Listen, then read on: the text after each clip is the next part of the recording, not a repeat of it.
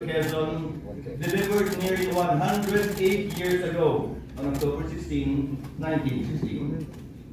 Quezon's words spoke through the ages to future senators and serves as an immortal advice on how to carry out the burden of leadership and to honor the gift of the mandate of the people. In his words, he said, "We are here today to serve the people the way the people themselves want to be served. But it is necessary, however, to keep in mind that a different procedure is expected from the Senate than from a popular chamber. Wherever the bicameral legislature exists, it is assumed that the lower house will be like a very sensitive thermometer that will register in its action even the slightest and most momentary changes in popular sentiment.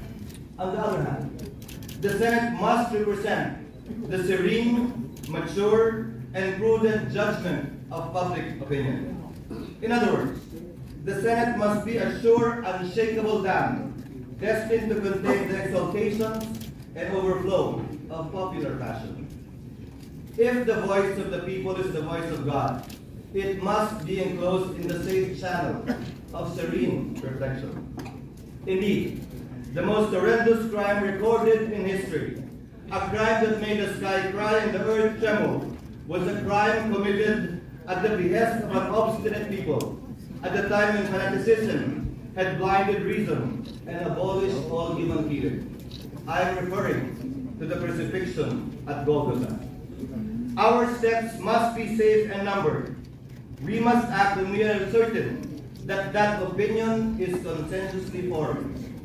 In case of conflict between private interests, we must harmonize the demands of the heterogeneous elements that make up our society so that the general interest always prevails.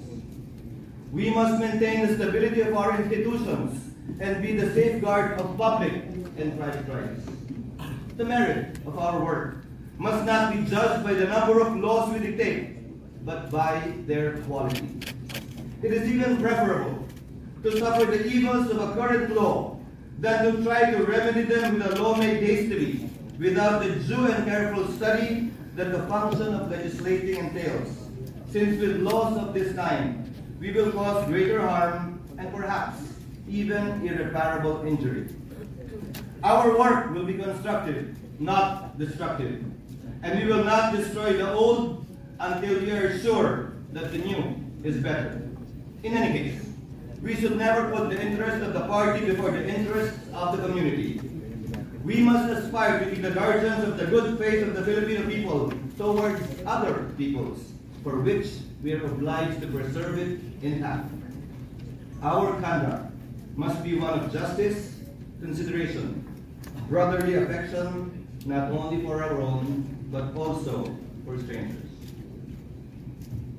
Esteemed members of the Diplomatic Corps, members of the Cabinet here present, my dear colleagues in the Senate, both present and past, my fellow workers in government, ladies and gentlemen, mga minamahal kong kababayan.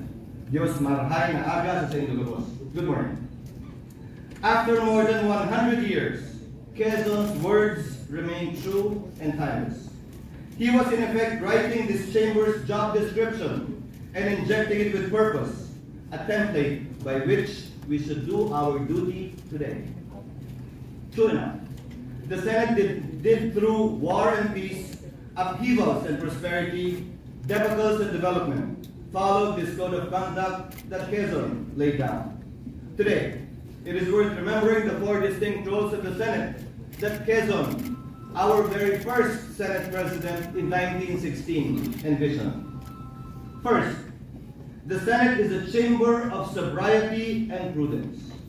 We temper the passions of public opinion and proceed in a rational and deliberate manner. We do not immediately embrace populism that may ultimately harm the people. Second, the Senate focuses on quality rather than quantity. We legislate only if those existing are no longer sufficient or if no other solution suffices. This is not a factory that mass produces laws for the sake of showing them on a scoreboard, yet, to not in any way, improve our people's lives. Third, The Senate puts the interest of our people over those of political parties or personal ambitions. Ika nga, bayan muna, bago ang sarili. Fourth, in matters of foreign relations, the Senate helps maintain the good ties of our people with other nations, even as we put forward our national interest. However, this is not to say that nothing has changed, for indeed much has changed since the time of Quezon, and most of them has been for the good and for the better. For example, out of 252 individuals who became senators since 1916, 91% are men and only 9% are women. Women did not even have the right to vote or be voted in office at that time. Now we have 6 members of the stronger gender in this chamber. I was corrected by Senator Risa's Senate. Representing more than 25% of all of our members who do not only vote bills into law, but also may vote them into oblivion as well, should they so desire. Mindanao then was a distant frontier in the margins of power, and given only token representation, averaging only 7% of the Chamber's membership. Senator Risa, you can correct me. Today, Mindanao is well and ably represented, with 20% of the Chamber's membership. In this final regular session of the 19th Congress, following Quezon's advice, we will set aside items which merely dissipate our energy and divide the public. For this same reason, pending bills on charter change will be placed in the back burner and will follow the ordinary and regular process of legislation, if at all. Instead, bills which can affect the same result, but without the needless political noise and bickering, will be prioritized. This will allow us to focus our energy on measures which the people truly need. We will tackle items in the common legislative agenda forged with the executive and those nurtured by both the House and the Senate. For legislation is not a one-way process. We are not mere processors of proposals, but also proponents of them. And the Senate is best, as we know, when it incubates brave ideas and initiates bold legislation. On this question of prioritization, I humbly submit a 3-way test. First, will it make the lives of our people easier? Makakatulong ba ito para mapadali ang buhay ng ating mga kababayan? Will it help us move faster? Mapapabilis ba nito na makarating tayo sa ating mga mithiin, pangarap at layunin sa buhay? Hindi lamang para sa ating mga sarili, pero higit pa sa ating minamahal sa buhay, komunidad at bansa. Will it make our people's burdens lighter?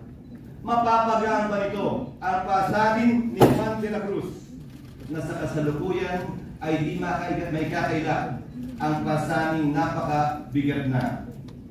This applies as well whether we need to legislate in the first place.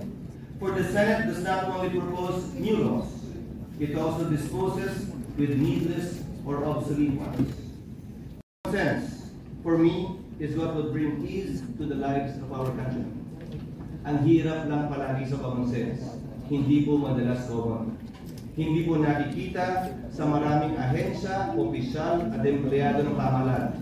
Rason, para pangunahan ito ng Senado upang bigyang balanse at tamang pananaw ang bawat suliranin at problema na hahanapan natin ng solusyon. Let this standard be used in measuring every government proposal that comes our way. Will it make the life easier for the Filipino? In fact, this very standard embodies the work that we do in the Senate. We trim lengthy provisions, reduce projected costs, test for constitutionality, and ensure that stakeholders' concerns are addressed. We do this because legislative haste often leads to time and resources wasted. Bills that are not forged in the fire of debate often comes out half-baked and eventually require remedial sequels. Sisiguraduhin po natin na pulido ang mga batas na makakarating sa labesa ng Pangulo. Pangunahin dito ang ating pagpapasya sa taunang budget. Dahil pinagpapawisan ng taong bayan ang buwis na pupondo dito at papasanin ng kanilang mga anak ang pambayad sa utang na pupuno dito, dapat lamang na ang trilyon-trilyong pisong bubunuin nila ay maghatid ng ginhawa sa kanilang buhay. To write laws is not the only duty of the Senate. It also has the duty to right wrongs and wrong policies. To this end, the Senate will continue to probe irregularities. Relief will be provided by the Senate, and justice will always be pursued by the Senate without let-up through its committees. All the things I have thus far mentioned exemplify the independence of the Senate. Ang unang bukang bibig ng lahat na tumayong Pangulo ng Senado ay ang pananatilihin ng sariling paninindigan at malayang kapasahan ng Senado. But to me, this is a pointless reiteration. It restates the obvious and repeats the self-evident. Daily, our independence is live-streamed and blasted to all media platforms, where you see your senators, who can only be won over to a cause if you debate them and not dictate upon them. It conveys one unchanging truth, that senators are subjects only of the people and subsidiary of no other branch, party, person, or interest. This time-honored tradition is what makes our institution strong and respected. We embrace the full ventilation of views, either in contra or in conformity, whether by those in the majority or in the minority. But at the end of the day, we vote. We divide the House, but only on issues out of policy differences. Never should we allow politics to keep our House permanently divided. Ito ang Senadong kailangan ng taong bayan sa puntong ito ng ating kasaysayan. This independence, which we treasure and enjoy, is what we also desire for our nation. Make no mistake about it.